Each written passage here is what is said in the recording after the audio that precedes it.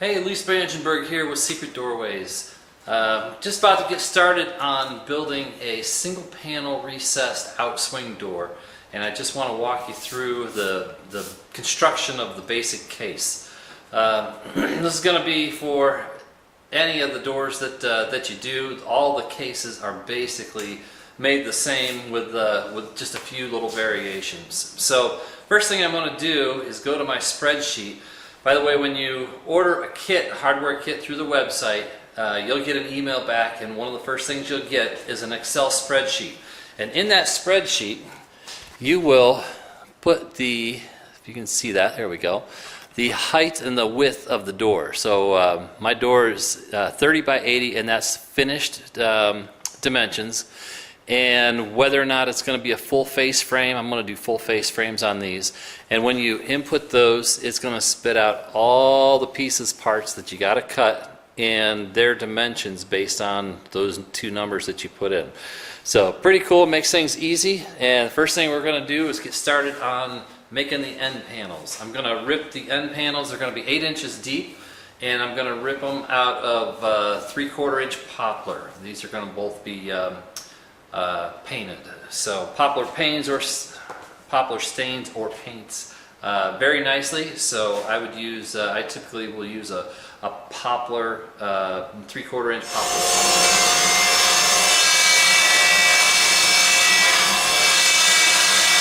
I should point out that it's important to wear the appropriate safety protection. Eye protection, ear protection, it's mandatory in our shop. Get back to work. Okay, enough said. Next, I'm going to cut my end panels to length.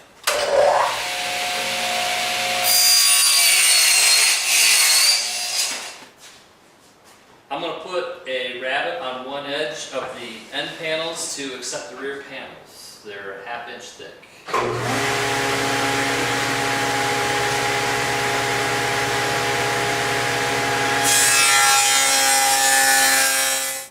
I have a 3/4 inch dado blade set up in my radial arm saw. I'm going to cut my 3 dados. This one's going to be for the bottom shelf, and I typically like to go so the top of the shelf is 3 inches from the bottom, and at the other end from the top I like to come down so the ceiling of the bookcase is going to be 2 1/4 inches from the top, and then the center shelf, I like to have it so that it's 40 inches from the bottom of the shelf. I should point out the difference between a dado and a rabbet. A rabbet is on the back edge or on a edge, and it receives something like a rear panel. A dado is in the board, and it also receives another board, but this time it's going to be a shelf. So the only real difference is that a rabbet is on the edge, a dado is not. So this is the time that you got to remember also that you're cutting bookends. So I'm going to cut one. Rabbet's going to be on the back edge. When I cut the mate to it, when I cut it, the rabbet will be on the front edge.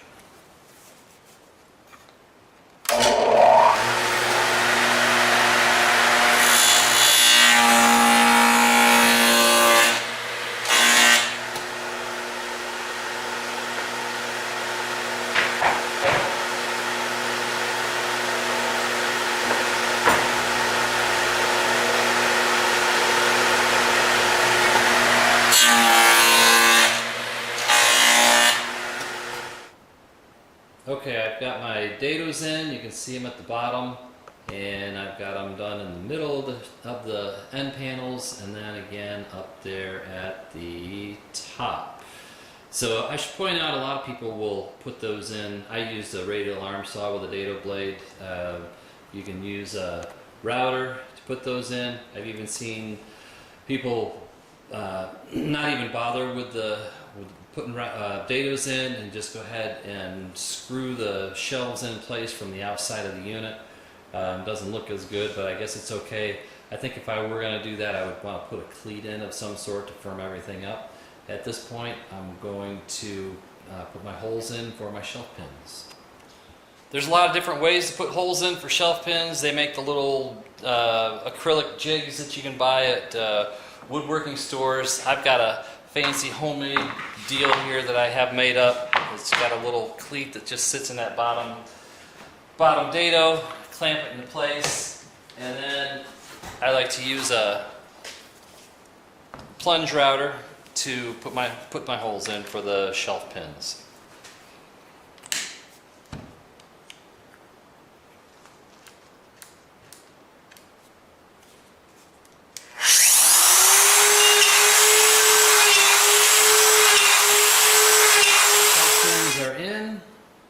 And the only other thing that I did was I put little pocket holes in so that it makes it easier to attach the face frame.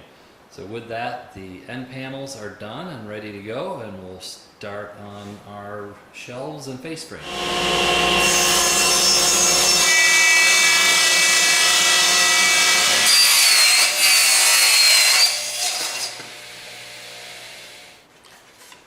So you saw me cut the shelves, which is the fixed shelf, the bottom floor, if you will, and the ceiling. Those three fixed pieces, they're 3/4 inch plywood to length, and I cut them to width, and I put the pocket screws on the ends, and I also put them here to accept the face frame.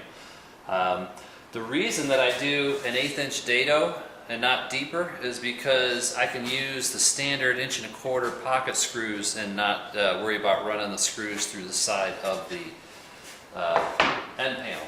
So we'll go ahead and get these, get the case glued up.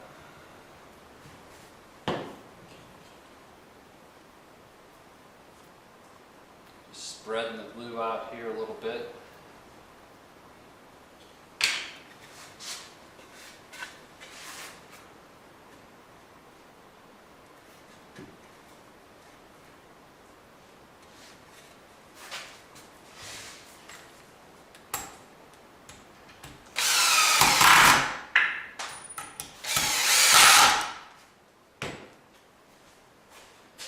And we'll put the other side on.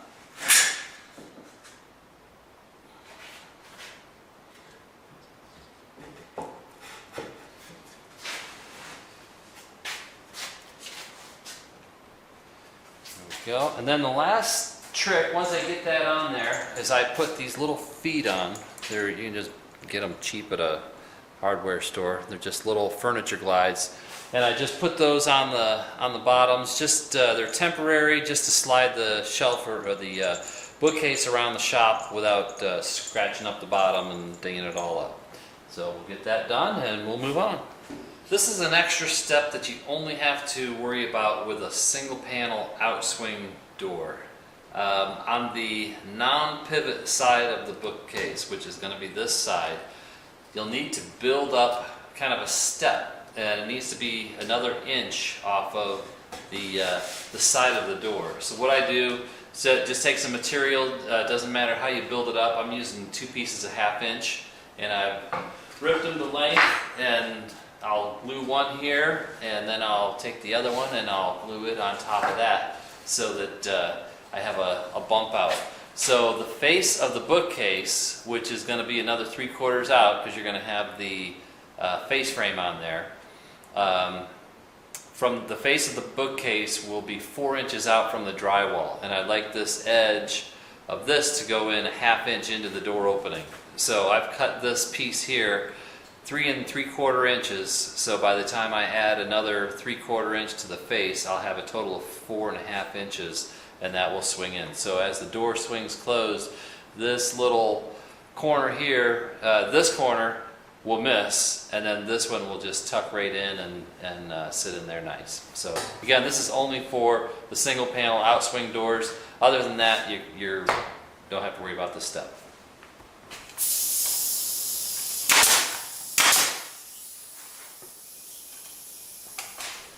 So I'm to the point where I've got the bump out done on the non-pivot side. I've got my face frame all made up to go on, and this is ready to be attached. I like to attach the face frame before I attach the rear panel, just because it's easier to get in there and run the screws up. The difference between a full face frame and not a full face frame, obviously that's a full face frame. If I'm not doing a full face frame, when I make up these 3 shelves, I'll make them up with the faces already attached, and the face will be the same level. Here's the top of the end panel, and then I'll have something, usually a fluted trim like this, that will lay down over top so that this is sitting proud. So when that's all said and done, if I'm doing a full face frame, this is what the front's going to look like. If I'm not doing a full face frame, I'm going to use a fluted trim. The fluted trim will sit on top of the other pieces. So that's the difference. If I can, I like to use a full face frame. To me, it just seems like it adds a little bit more rigidity to the structure to keep it from sagging. So we'll get that attached, and then our rear panel, and we'll be about done.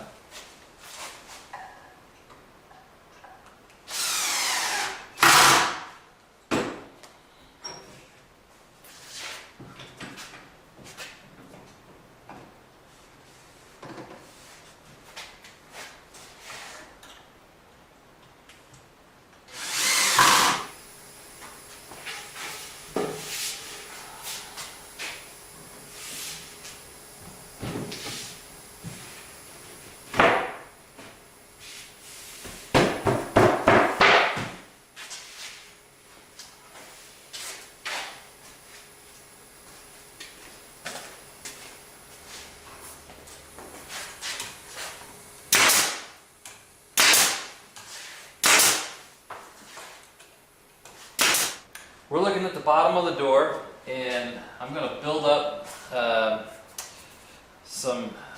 just the bottom here so I can attach my hardware. So I put glue on 3 of these. The bottom will take 3.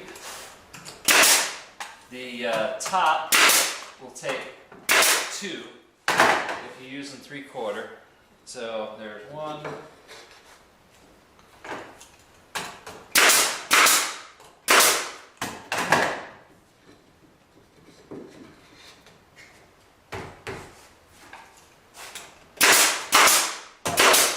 So then what I'm going to do is, and this is going to be different for each door, but you're going to mark where your pivot point is. So on this outswing door, I know that it's 1.5 inches in and 1 1/16 from the edge. The in-swing doors are back here somewhere, and the ones that are freestanding are somewhere in this area. So with that marked, now I can drill a 5/8 inch hole. I'm going to go about 1 inch deep.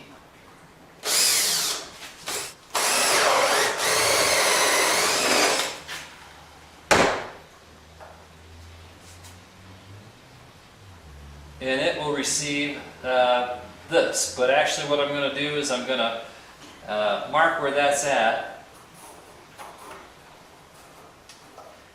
And then I'm going to router that out so it sits in there flush.